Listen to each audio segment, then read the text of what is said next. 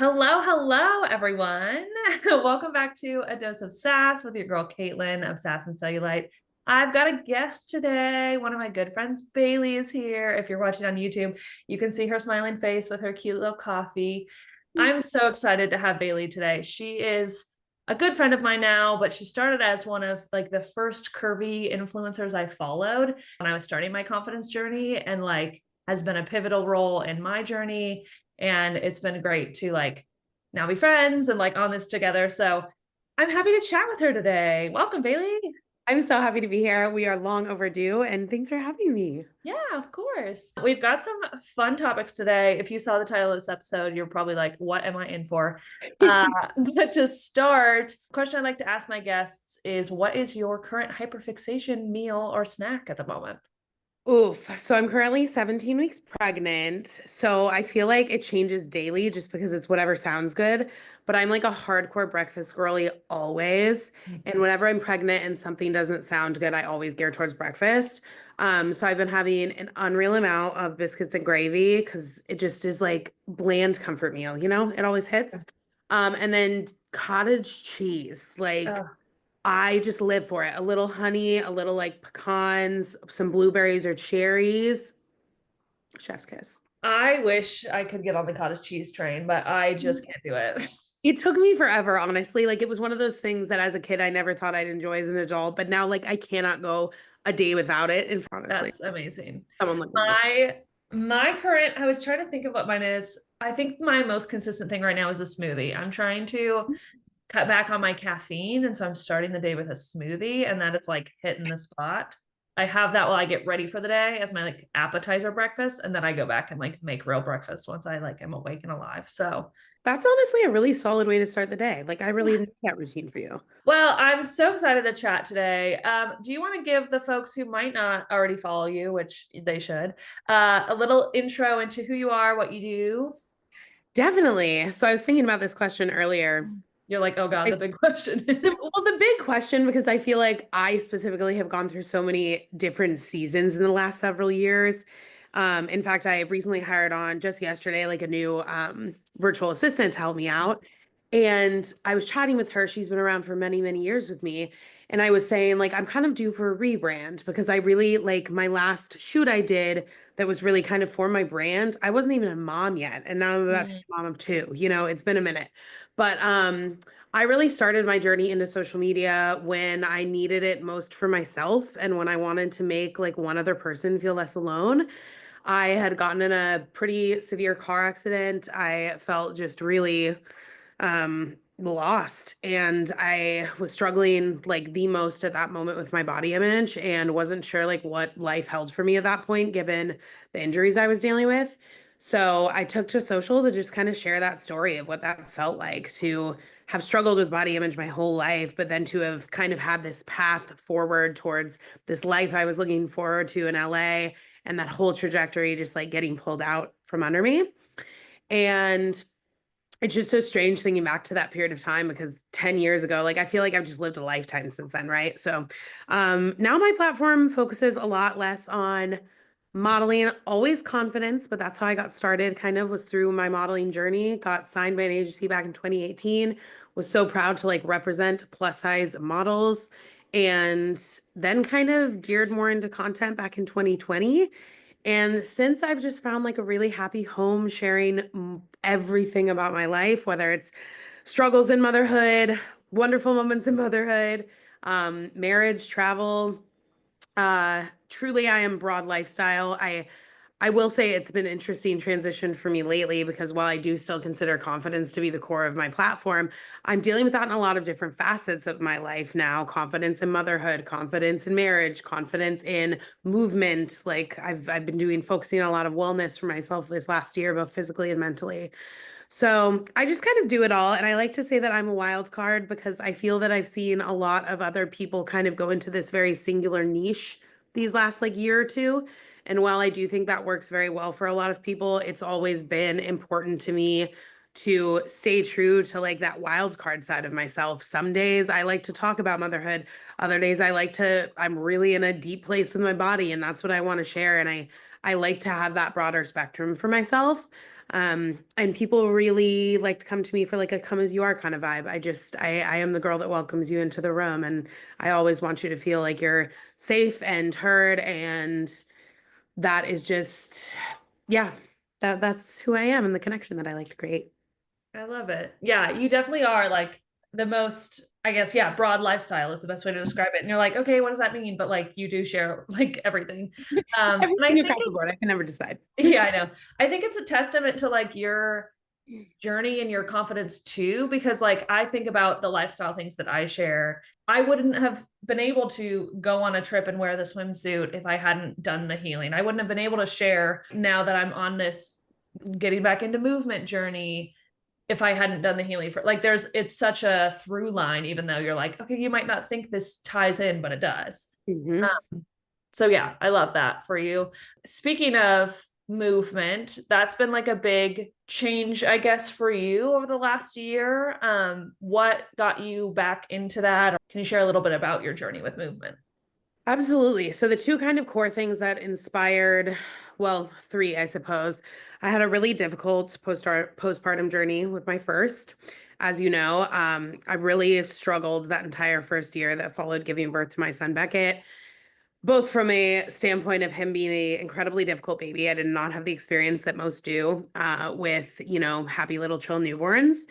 And I also experienced postpartum depression, which was very unexpected and also something that I did not know much about.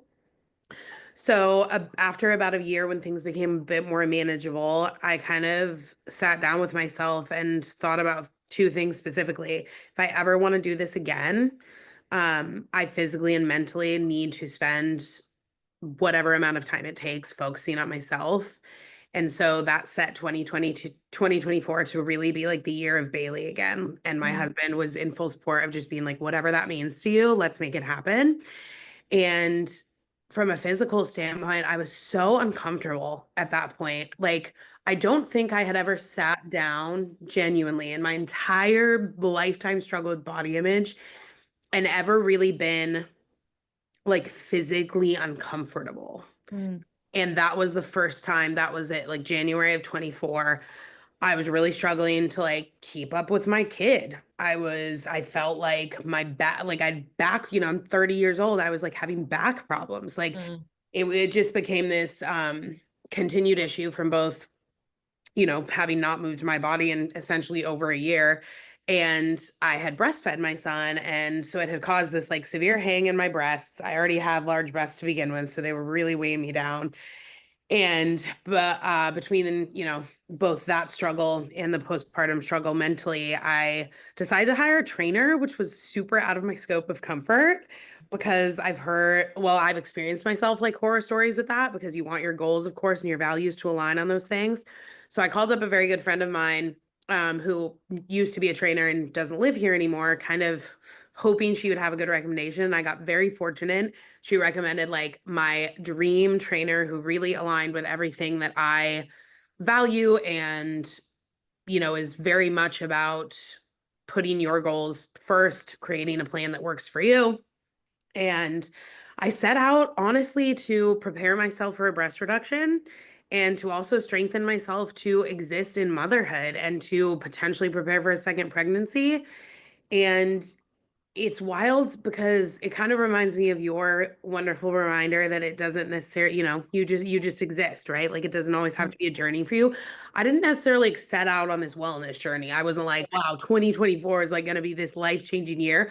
I honestly was just so like in such a deep dark place that I found something that started to work, and then all of a sudden like 6 months later I looked up and was like, wow, I've dug myself out of like this hole, and I didn't even realize it because I was just so committed to enjoying the moment and existing that it wasn't about like the journey of the 6 months. It was just about, wow, I suddenly have really committed to something for myself and I feel really good.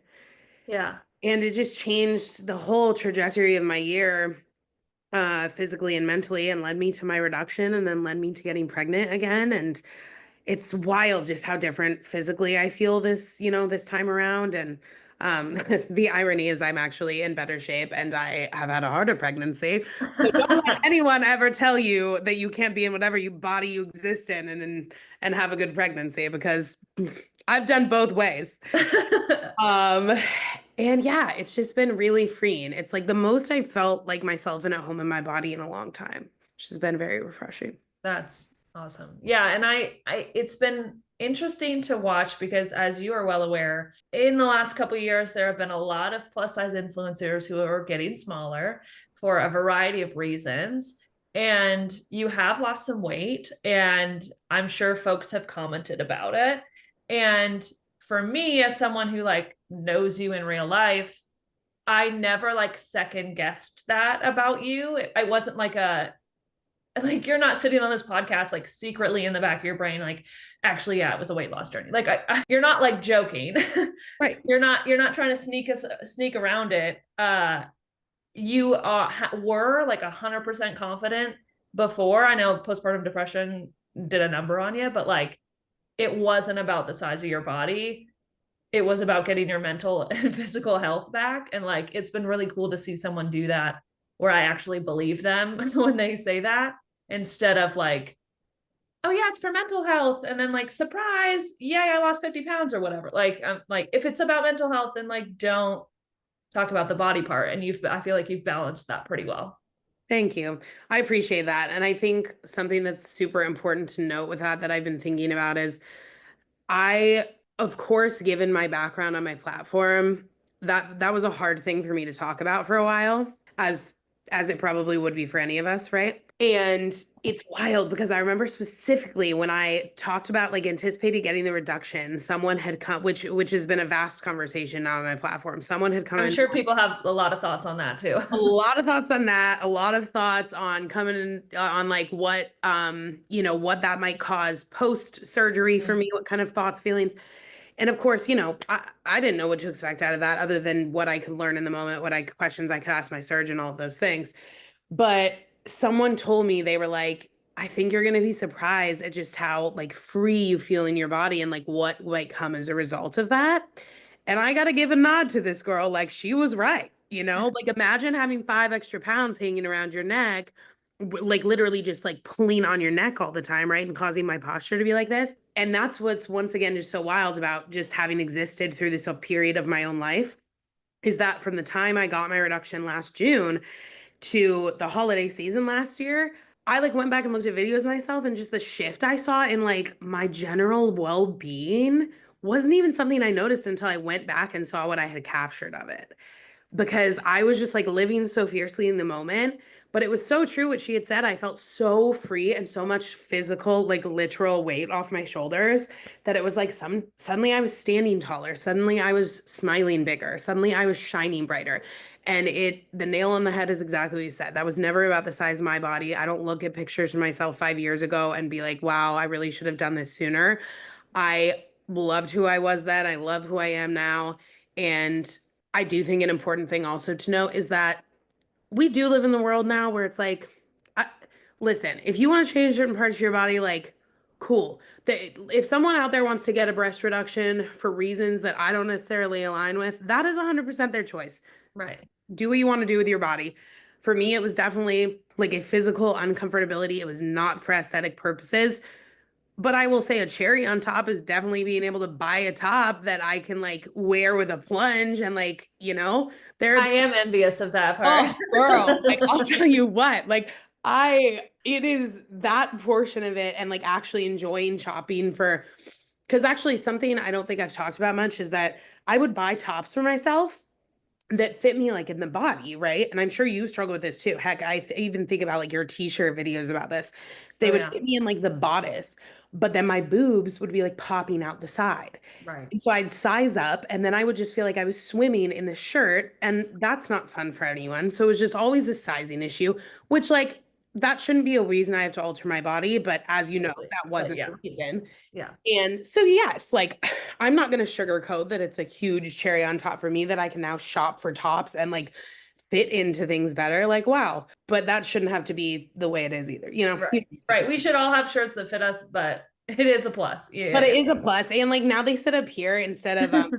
where they did after breastfeeding, which like if you're a mom, you know, you know. So Speaking of breastfeeding, this might be a super question because I've never been pregnant nor breastfed. Are you planning to breastfeed with your second?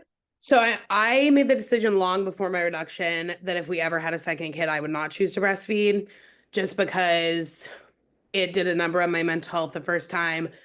It made me so sleep deprived that I Mhm. couldn't exist. And This might be a stupid question. Can you breastfeed after a post-production? no, that's a great question. And it's one I get very frequently, actually. There is a 50-50 shot, technically speaking, scientifically, that you could breastfeed Mm, after a reduction. Most end up on like the positive end of that. Like okay. 40 people do not have issues. Definitely something you should talk about, of course, with your surgeon specifically, if that's a route someone chooses to go. But yeah, it was a non-issue for me. And actually, just while we're on the topic of reduction, I'm just going to answer a question that a lot of people have been asking me, Yeah. which I need to address on my own platform as well. But everyone has been curious because there are a lot of moms who like want another child, but want a reduction and are like really miserable and uncomfortable. And a large question I've gotten is, doing that before a second kid, is that going to affect my reduction? Mm, I can't state enough, of course, that every single body is different. One thing that happened for me during my first pregnancy was that my boobs really didn't change much with Beckett, which was actually part of the issue the first time. They were already so large mm, that I was kind of hoping like maybe the fluctuation with breastfeeding and like milk supply and things would maybe like help shift that, but they just got bigger once I was breastfeeding. But mm, physically during pregnancy, despite any fluctuations in my body, they didn't change at all. mm. So given that experience with myself, I was pretty confident that they wouldn't this time around.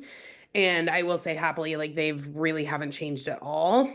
Nice. And they maybe feel like slightly fuller because Sure. technically my body probably is like preparing to breastfeed, but I'll be taking something like after delivery to essentially like stop milk production since I don't want to. Gotcha. So fascinating stuff. But Crazy. like it's the best. I can't believe it was like almost a year ago already. It was crazy. Yeah. I know. I was trying to think. I was like, because didn't you, it wasn't like a birthday gift to yourself? Yeah, I mean, it just ended up being that way because my surgeon had a surgery date open up the day before my 31st birthday. Mm, And I couldn't pick up my son for 6 weeks. So it was like very much like a large decision that had to mm, be made with my husband and parents and anyone who could help. And so I remember I calling everybody and everyone was like, we can make it work over this next 6 weeks. And I'm like, this was like 2 weeks away. And I'm like, okay, well, happy 31st birthday to me. That's Let's awesome. go. So I like came out 11 p.m. the night before my 31st birthday, just totally all hopped up on anesthesia and woke up like significantly lighter the next day. And Nice. that was amazing. That's great. Yeah. With your movement journey, like I said, you have lost some weight. I know you've talked about this a little bit on your platform. How has that affected your body image? Positive, negative? I know you talked a little bit about the like kind of body dysmorphia that came with that. You want to share a little bit about that? Definitely. I think it's a strange place to be, especially for me now because I'm pregnant again. So Mm, I swear that just the changes my body has gone through in the last 5 years is so vast, which if you don't mind me touching on one piece of like my previous pregnancy, just because I think it's important. yeah. So, or postpartum rather. But after I had my son, I was so sleep deprived in like the first several weeks of his life that I went in for my 6 week appointment, which is like your, wellness check essentially after birth, first time you see your OB. And, she looked at me, asked if I was okay. I just started sobbing, didn't even know what to say because I was very much not okay. And she said, do I need to be concerned? You've lost 45 pounds. 45 pounds in 6 weeks. Wow. And I I'm mean, guessing that's like not a normal amount post pregnancy. definitely not. Definitely. Gotcha. And you do, I mean, if you do breastfeed, you do burn a ton of calories just because it's like doing such a number on your body. But I just wasn't eating. I Mm, was so sleep deprived that my husband would like offer to make us meals after Beckett had gone to sleep. And I just had zero desire to eat because mm, when he was sleeping, I wanted to be asleep. And so when she asked me this, I was so far gone. Like it hadn't even occurred to me that like I might have lost weight because I literally wasn't eating. And after all the work I had done to like heal my own journey with food, like this was just such a messed up place for my brain to be, right? So that happens. I found out my son has a dairy and soy allergy. I then have to restrict a bunch of foods, which is a very, very big no-no for the Bailey handbook, as you know. Anytime I've ever done that in my life, I've ended up in some very bad habits, and it's a huge part of how I've healed. So I then found myself literally unable to eat like any of the things I loved. And once I could eat again, I just wanted everything out of the sun. So I was like constantly binging, Mm, which is exactly what I knew would happen because anytime I right. restricted myself from foods that I loved, I ended up in that scenario. So then I gained like 50 pounds. Like this is all within like a 6 month span of each other. Like you can just imagine the toll physically, like weight loss aside. Like I'm not saying I'm Yeah, just yeah. myself for the loss of the gain. Just the fact that like that kind of trauma on a body to like gain and lose that much in such a short amount of time in a year is a lot. And so I that happened and then I came around to January of last year. As I mentioned previously, like I really wanted to just get moving again to like not be in pain and knowing that I was going to have young children to be able to move and enjoy moving with them. And, with every passing day, starting's always the hardest, but with every passing day, like my joints felt a little better and I could hold a push up a little longer and I felt a little stronger. And that kept me going.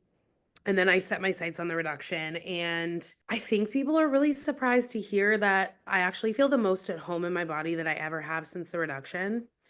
With that said, I lost quite a bit more weight after that than I anticipated just due to the routine that I was in.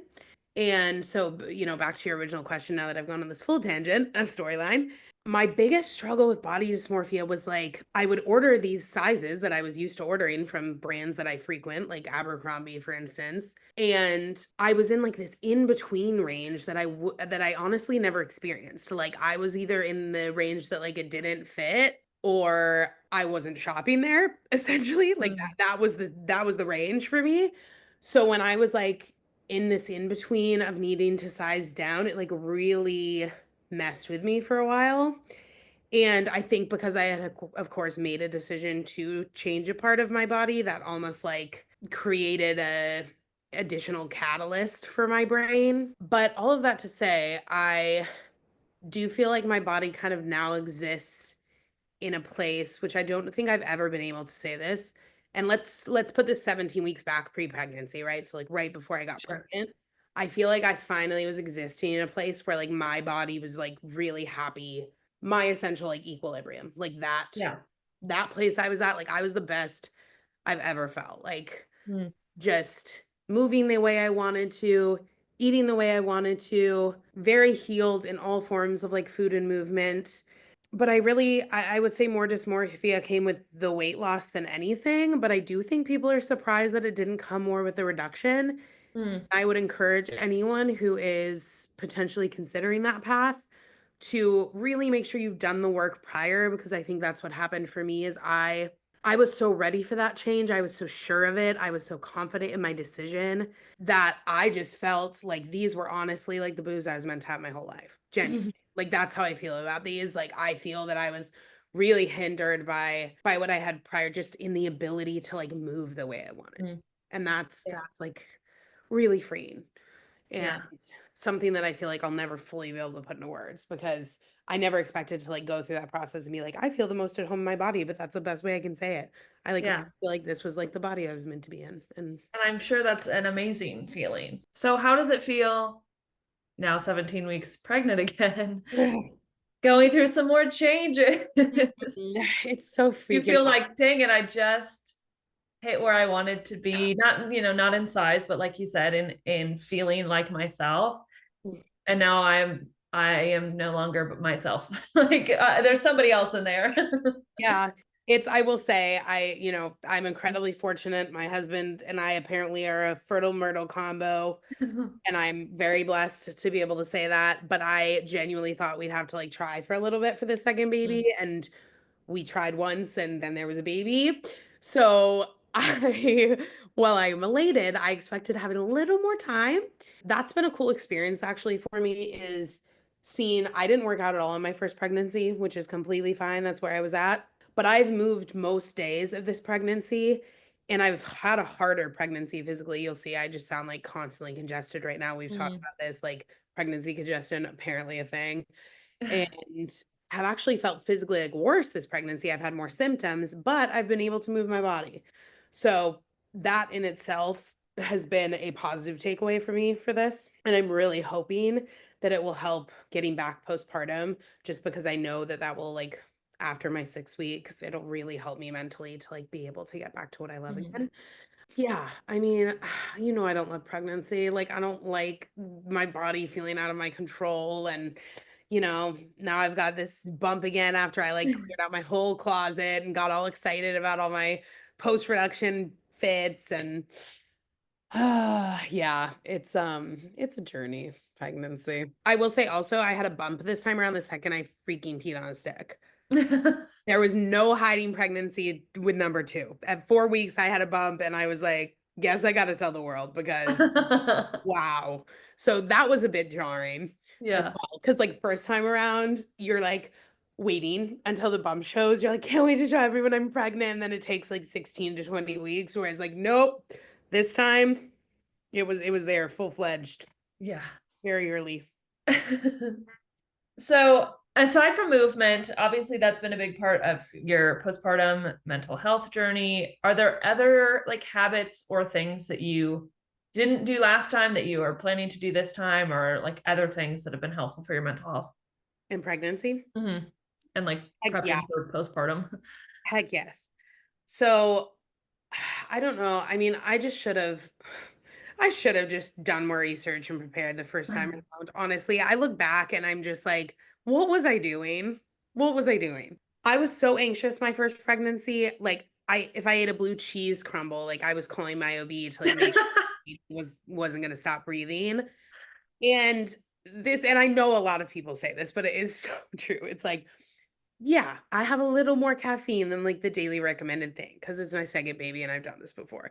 I eat runny eggs. Like, I just am trusting my body to do what it does. And that in itself has made me feel so much more relaxed this time around. I do. Um, and I'm going to share a piece of my story that I feel like is perfect for this pod. I did not advocate nearly enough for being a plus size body with a higher weight in my first pregnancy, Mm. and that was a large conversation between Sam and I prior to this pregnancy because I was essentially scared into being induced early. Mm. And I was basically labeled a high risk pregnancy because of my weight. I had like no one ever told that to my face, but I could very much tell. I was like put on baby aspirin super early. I had to see a specialist, and then in the end of my pregnancy, I started getting like these non-stress tests, which like a lot of people do in the end because you just want to make sure you and baby are okay as it gets closer to delivery. However, I would go in for like the two a week is kind of extreme. And I would go in the end of my pregnancy and she'd be like, "Can you remind me like why you're here and why you're labeled high risk? Because like me and the baby, our numbers would always be perfect." Mm. And it was very clear to me that that was because I got pregnant at a higher weight and the concern and risk for preeclampsia was greater. And in my opinion, doctors just want to cover their, you know what? And I was essentially scared at 39 weeks into instead of trusting my body, which is like what I instinctively wanted to do, into inducing. And so that's the number one thing I'm doing this time around is I've really advocated for myself and I've had a once again, knock on wood, very fortunate, but my body has my body apparently does actually do a pretty good job of being pregnant. Like I have had really good for lack of a better term, like no news pregnancies. I have good pregnancies and to feel like I was treated differently because I got pregnant at a higher weight last time is something that I feel like I wasn't strong enough in my own skin at the time or knowledgeable enough about pregnancy and healthcare to advocate. And I feel very differently this time around. Same with breastfeeding. Like, for some reason, all the nurses and everyone are on a high horse about like breastfeeding. And I've already been warned essentially that people will tell me to do it in the hospital. And I'm like, honestly, bring it. Bring it. They can tell me a gazillion times this is my body and my baby. Like, I'm not breastfeeding. Right. And I mean, just 2, 3 years ago, me just could never. Like, I would have been like, okay, yeah, like, tell me what to do with my baby. Like, okay. You're just so emotional and like so new to it all that you just follow directions. Mm. And it just feels really empowering to be in the place where I'm in now, where I'm like, No, like, no, I'm not taking any of that from healthcare workers. I've done this before, and I understand people have jobs, but my job is to keep me and the baby safe, and I know how my own body works. And then just like in terms of wellness, just doing little things for myself, like to stay grounded, in addition to movement. Like I I really enjoy just like getting an iced coffee out and about while I'm pregnant. I don't know what it is about that little act for myself, but like it just makes me happy and brings me joy. And a lot of like bathing, soaking, highly recommend. Um yeah, I'm trying to think if there's like anything else specifically I've been doing wellness wise. I think just put the best thing I can say is put less pressure on yourself. Mm, I don't read or look at like any like pregnancy suggestions honestly this time around. I just ride the wave on my own because I also like drove myself so crazy with that the first time around, and it made me really anxiety ridden, and we're not doing that this time around. So good. Yeah, that's been really, really nice. It's just been chill. It's been a chill pregnancy, and I'm here for that. good. I feel like you're a testament to, you brought up a good point of being in a larger body and having a normal pregnancy. Like, I think there's so much pressure on losing weight to get pregnant, which, you know, folks may have to do for fertility purposes and things like that. Obviously, it's a privilege to be able to do that. But I think it's also like encouraging to hear that, like, you can get pregnant and be in a larger body and like you're going to be okay. Yeah. And you can have a perfectly healthy pregnancy. Like, not to lean into bias, but I literally know more people in my life in smaller bodies who have had birth issues, like who have had issues later in pregnancy or like had preeclampsia, Mm, or in smaller bodies than I do in larger. yeah. So like why are we labeling plus size body as high risk? I don't, because we're still leaning on the BMI scale. Like I'm so over it. Ugh. So Boo. yeah, it's beyond, honestly. Any takeaway tips for folks who maybe are newly pregnant or navigating postpartum as far as body image, mental health? I think this whole episode is a word of advice, but any final thoughts on that? Oh, well, just on body image, like pregnancy or not, something I had thought about earlier that I wanted to make sure I said was just to stop being your own worst enemy. Mm, Like, I spent so many years doing that, and it doesn't even so much have to do with like worrying about what everyone else thinks. It was just like worrying about what I felt about myself, right? Like, constantly. And I don't even know how to explain like how I got here recently, but whether it's like in pregnancy or not, or maybe it's just the whole transformation I went through in the last year mentally, that I just like feel so good in my skin. Like I hardly wear makeup anymore because I just feel better without it. And I realize like that's who I am, and I'm really grounded in that. And even like shooting, like if I'm doing try-ons, I think I felt so much pressure to like constantly be put together, and like that was the only way I was going to succeed, and I'm like that is not who I am. Like this is what I look like most days. Like why am I like needing to feeling the need to like get a blowout and like have a full face all the time, like when this is how I would go out in this outfit? Like right. it just seems absurd. And but it took me a long place to like, I mean, you know this because I've talked to you about that, where I've just felt like very lost in places in social media, and right now I feel really grounded in like what I'm sharing and who I am and what I want to do in the future. um but yeah, so that would be my first tip, is stop being your own worst enemy, because at the end of the day, like all these thoughts you think everyone else is having about you, you're probably actually the core catalyst of that, or the thoughts you're having Mm, about yourself. Not to get woo woo about like someone that I really look up to right now, but I really love Mel Robbins, and I'm like really leaning into the let them theory right now. And if you're struggling with like thoughts about yourself, highly recommend the let them theory, because you all of a sudden just like start, it's kind of like the art of not giving a F. You just like really start to not care. And I think that's also a thing you like fall into in motherhood, is I'm like raising humans and doing important work. So like what you think about my body is really like the last thing on my priority list, to be honest. And shoot, and I've actually had like one of my most viral reels this year has like been directly about my body image. Have you seen that one of like which one? in Target where I'm in like the sports bra and biker shorts? Oh yeah. Ridiculous. I still get 100 comments on that thing a day.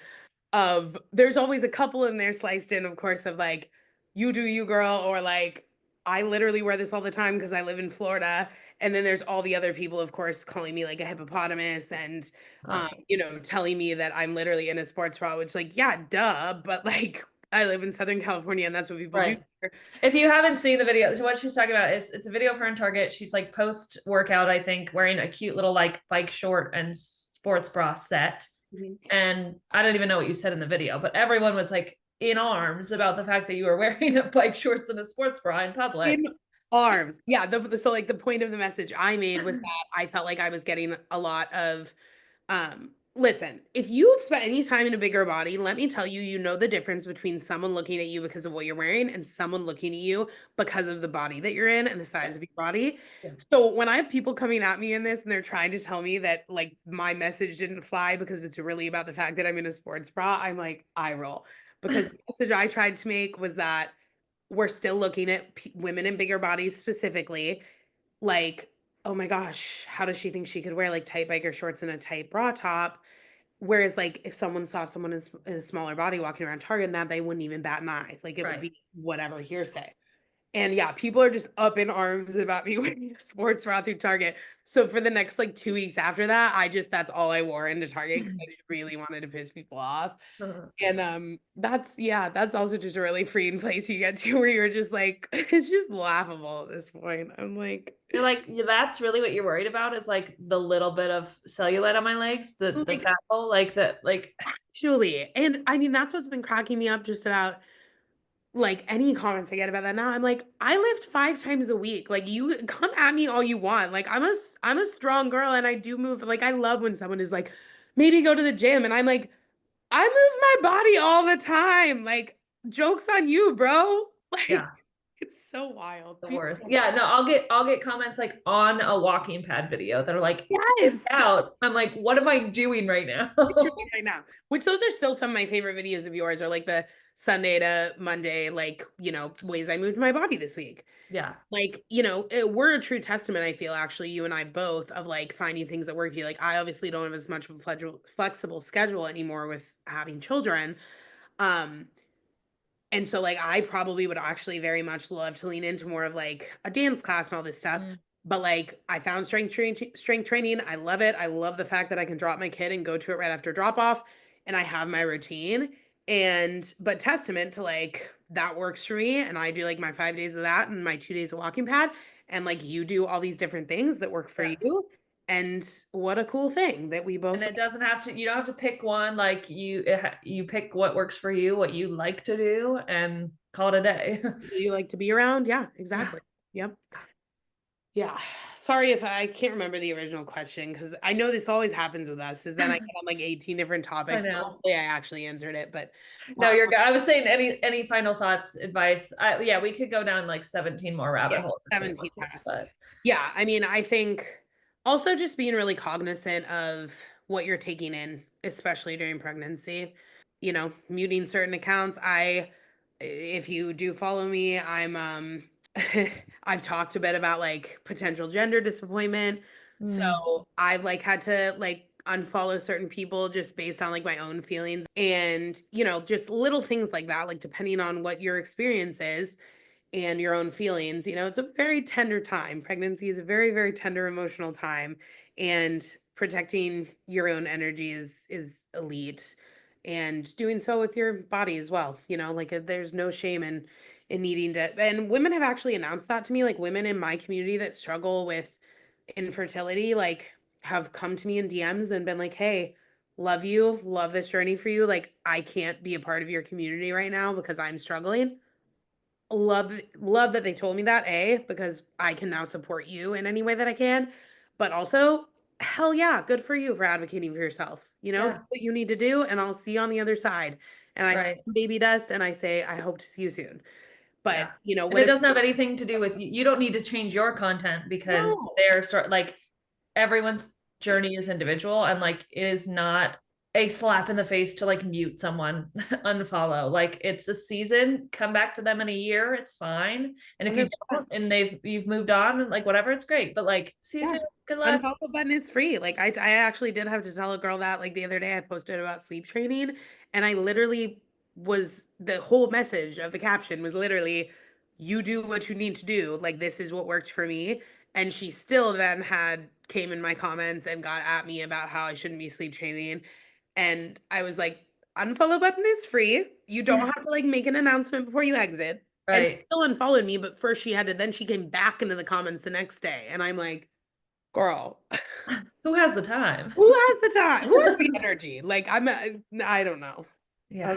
Um, Well, anyway, this has been great. Where can folks find you online? So at the Bailey P in all places. I've been a bit more avid on TikTok lately, which I is new to me, but I'm having fun over there. I like to say that I'm a little more unhinged on TikTok, which I enjoy that side. And I feel like you're a little extra like country music girl on TikTok I too. am. And I love that. And I actually, uh, yeah, that's been really fun because I feel like I have a little bit more of like a country music community on TikTok. So if you're into that, come hang with me there. And actually, if you're super into that, I am going to share a gender reveal that specifically has to do with someone in country music. Ooh. Shannon surprised us with the gender of our baby. Oh my gosh, how Very fun. cool and very us and very special. And yeah, and I've actually had to do a few country shows, so I'm sure I'll be showing up a lot on there. But then yeah, the Bailey P on Instagram as well. And wow, I just got so much mom brain in that moment. You're like, Uh, and now the I was brain like, is and I done. think that's it. Yeah, just the Bailey Yeah. P in all places and always with a breakfast burrito in hand if you ever see me out and about. Yeah. Please say Well, hi. thank you so much. This has been awesome. If you have any questions about anything, pregnancy, postpartum, breast reduction, confidence, all of the things, shoot Bailey a DM. She's great, great follow. And I'm just happy she was with us today. Yay. Thanks for having me, girl. Appreciate Of you. course. What a great conversation. I hope you enjoyed our chat. I could talk to Bailey for days and days. We talked for like another 40 minutes after I stopped recording, but I wanted to have her on because she can talk about things that I don't have experience with breast reduction, pregnancy, all of that. And I know that's relatable to hopefully you, if you're listening, or just going through any kind of body changes at the moment. I love what she said that just stop being your own worst enemy. We are the worst to ourselves. So I hope you gleaned something from this episode. If you enjoyed this episode, like it, review it, share it with a friend. That helps us to get discovered us. I always hear people be like, that helps us. It's just me. It helps me reach other people like you. So share it, leave a review. I would so appreciate. Give Bailey a follow, and I'll talk to you next time.